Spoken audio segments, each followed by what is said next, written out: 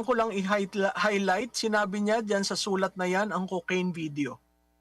Okay? Hindi video, cocaine video. So, yun sa akin very telling.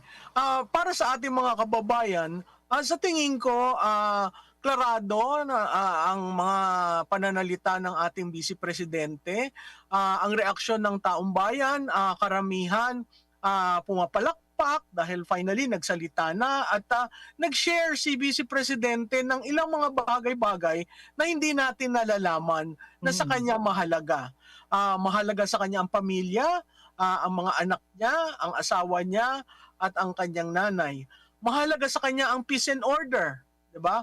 Kahit kunin mo na ang security ko basta masolbahan mo ang tao ay hindi natatakot, ang droga ay hindi naglipana, ang peace and order ay maayos, okay na sa akin.